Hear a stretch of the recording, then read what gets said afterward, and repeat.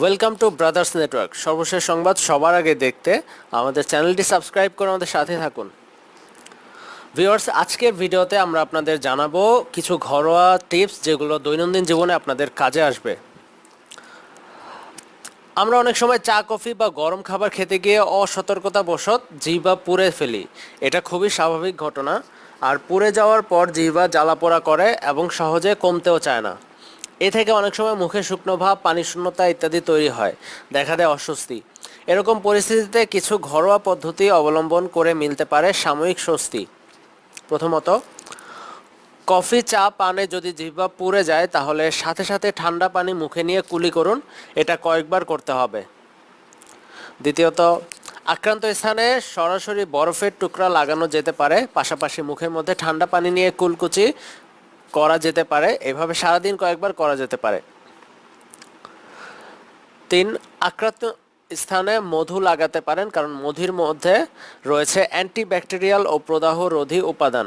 এতে জ্বালাপোড়া ভাব ও প্রদাহ কমবে। পাশাপাশি এটি পরবর্তী সময়ে মুখে ব্যাকটেরিয়ার বৃদ্ধি প্রতিহত করবে। 4, অ্যালোভেরা যে কোনো প্রকার ব্যথা কমাতে সহায়ক। জিহ্বা ও তালুর যেখানে ক্ষত হয়েছে সেখানে লাগান এবং জিহ্বার ভিতরে একটি ঠান্ডা ঠান্ডা ভাব আনবে। অ্যালোভেরা জেল মুখের মধ্যে 25 মিনিট রেখে দিতে হবে। দিনে কয়েকবার এটি করা যেতে পারে। 5, মুখ দিয়ে শ্বাস নিন জিহ্বা পুড়ে গেলে। এতে জিহ্বা শীতলতা পাবেন এবং পোড়া ভাব দ্রুত সেরে উঠবে। 6, যথাসম্ভবভাবে ঠান্ডা জিনিস খাবেন। জিহ্বা পুড়ে যাওয়ার ক্ষেত্রে দই খুব উপকারী, এটি দ্রুত শীতলতা প্রদান করে।